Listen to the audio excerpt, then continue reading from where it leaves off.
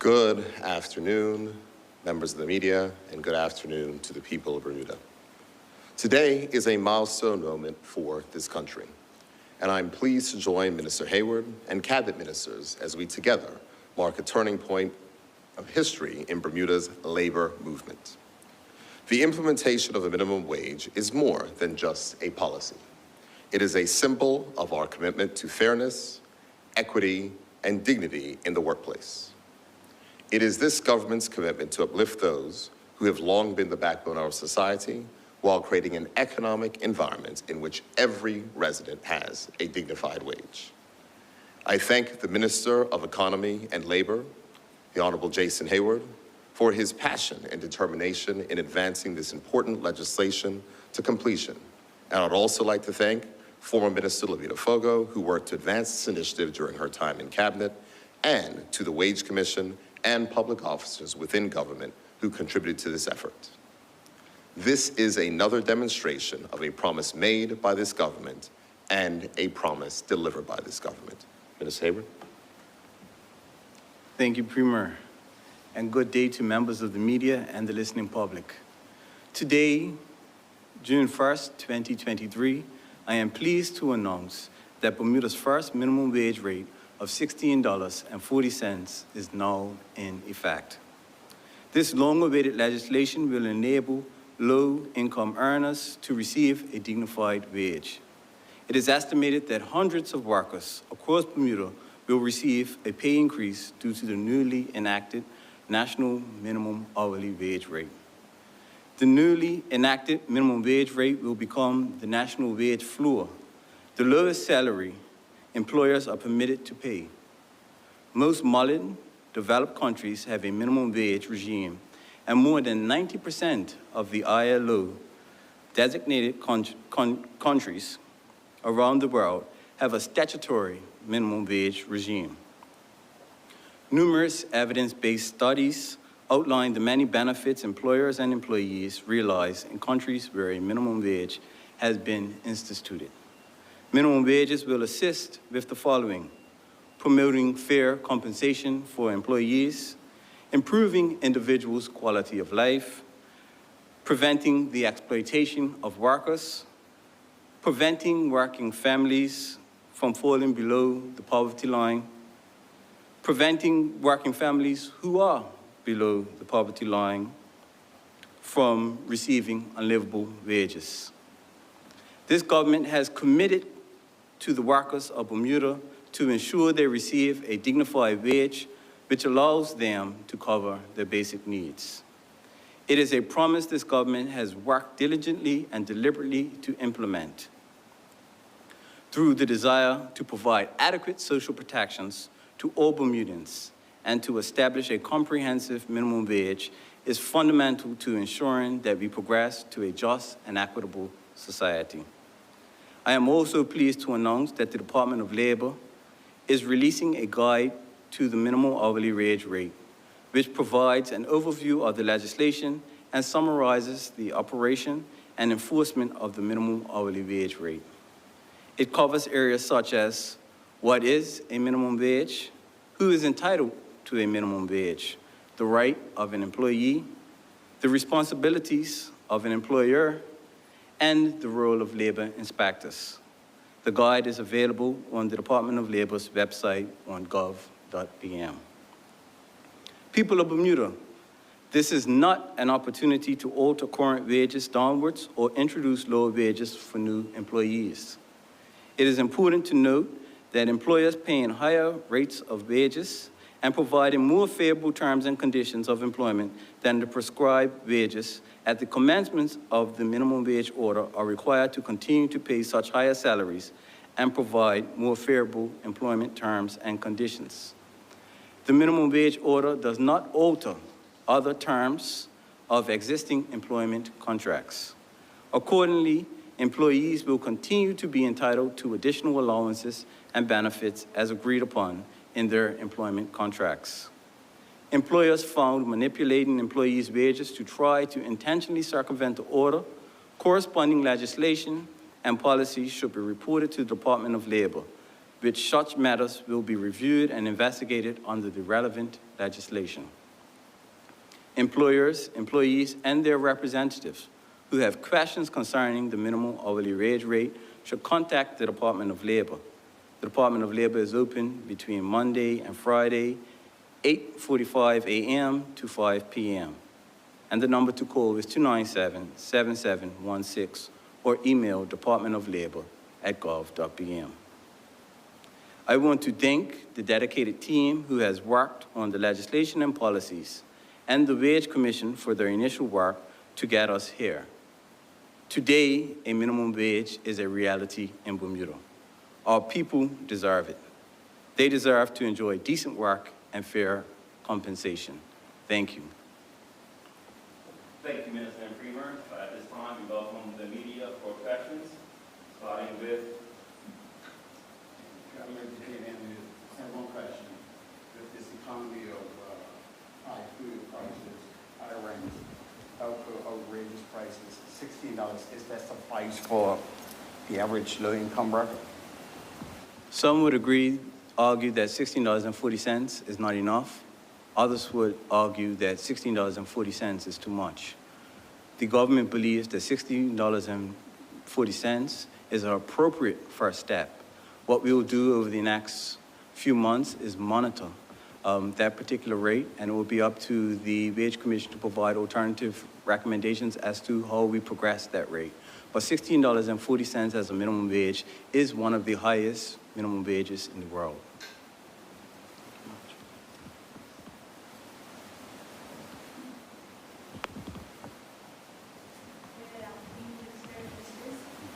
Thanks for your comments. And a question about employers who may feel that they want to pay new employees minimum wage when previous employees are being paid higher. What's being done to discourage this besides, you just informing them that that's not against policy? So I made it, in short, I deliberately mentioned that in my statement today to discourage that type of behavior. However, we will constantly monitor occupational categories throughout the economy. And if it's found that we find that persons are revising wages downwards, recommendations would come forward to have sectoral occupational wage rates set. What support may be offered to employees who may feel they're being intimidated from speaking out or reporting this behavior? For unionized employees, I'll ask them to contact their unions. If those persons are not unionized, I'll ask them to contact the Department of Labor, and I indicated the contact information and the medium that they should contact the Department of Labor in my statement. So besides employees or other people perhaps reporting any discrepancies, will there be any physical inspections or payroll or companies or businesses, they're having their payroll inspected?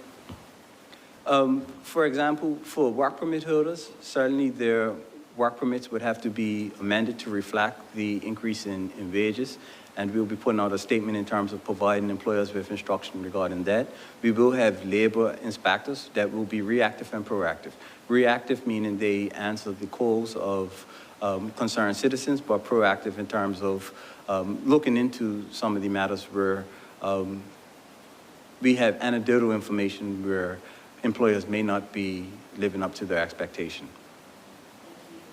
And now that the minimum wage has been implemented, what steps or actions have been taken to look at introducing a livable wage, and how will that differ? That's a natural next step, and so we will have that meaningful conversation with the Wage Commission. From a government standpoint, we want to ensure that a livable wage is in alignment with the cost of living in Bermuda and also in alignment with what we consider to be poverty thresholds. And so there is some statistical work that needs to be done for us to derive a living wage. Thank you. And just lastly, regardless of a minimum wage, cost of living is extremely high in Bermuda. And in order for the local economy to sustain itself, we do need additional workers. What progress has been made to attract more workers or grow the local workforce? I indicated in the House of Assembly in the last sitting that it's my intention to roll out an economic development strategy on June 16th. That strategy will be a robust economic strategy which will aid to expand economic activity, which will create additional jobs, and then those additional jobs will be filled by both local labor, but also expatriate labor so that we can increase our working population. And will that be in tandem with the original economic plan, or will it be completely new?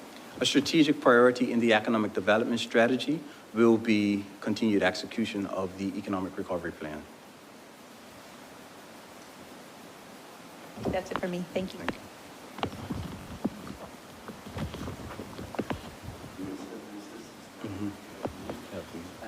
Minister, can you tell me how many people are going to be affected by this?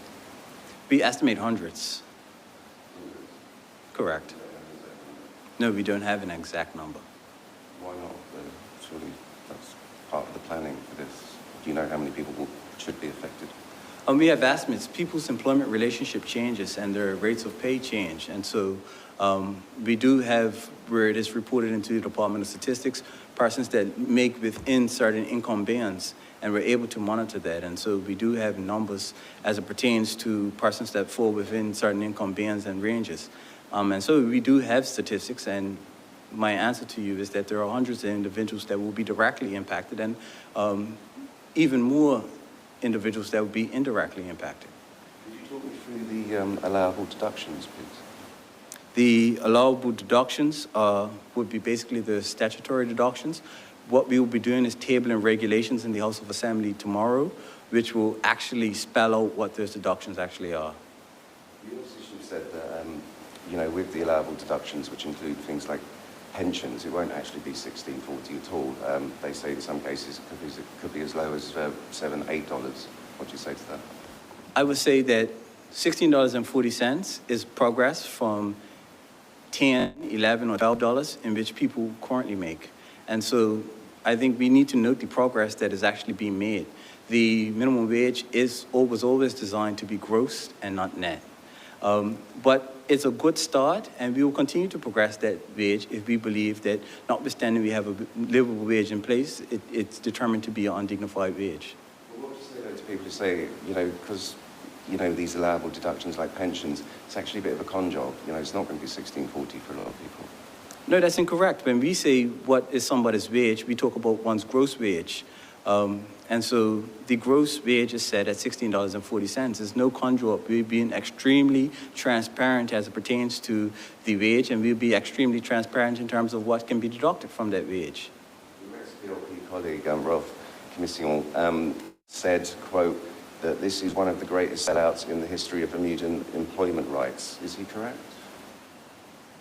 I don't understand that question. Saying that this is a sellout, it's one of the biggest sellouts ever. It's not actually going to be a $16.40 minimum wage. I don't accept that. So why weren't gratuities involved? You know, because this includes gratuities, doesn't it? You can build up to the $16.40 with gratuities. Correct. When we explored the way in which salaries were paid in hospitality in Bermuda, the majority of wages that those individuals were paid were not paid by base rates of employers. They were paid by the service charges and gratuities.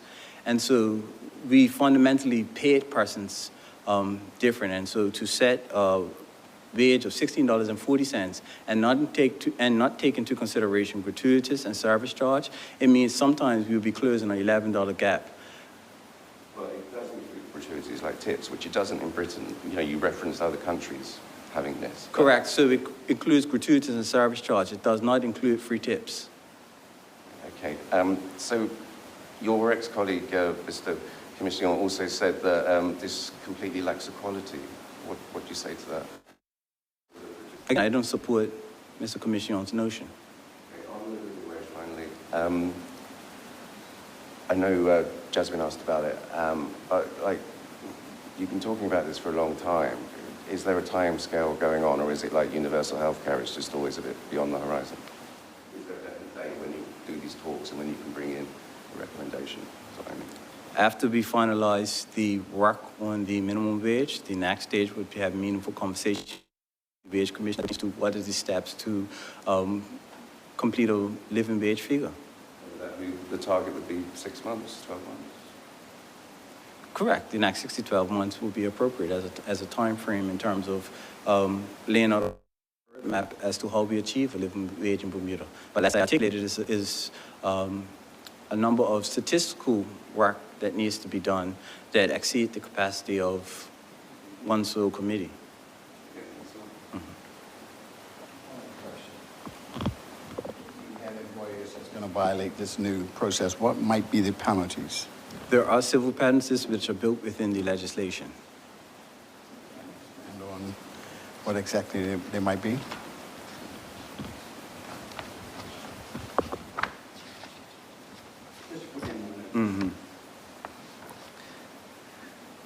I believe that the civil penalties shall not exceed $7,000 and a daily fine of $500 for contraventions, as well as persons that commit an offense are liable to a summary conviction to a fine exceeding $5,000, not exceeding $5,000. And so there is a costly penalty for persons who are non-compliant and a daily penalty for the continuance of non-compliance. Thank you. That agrees with you. Final question, Mr. Do you have any closing remark or whoever that might? Certainly, this is a historic day for Bermuda. It is important that we continue to progress social protections, labor protections, and the rights of workers in this country. I believe that the Progressive Labor Party has demonstrated our commitment to workers and our human-centered approach to economic recovery and economic growth. Thank you.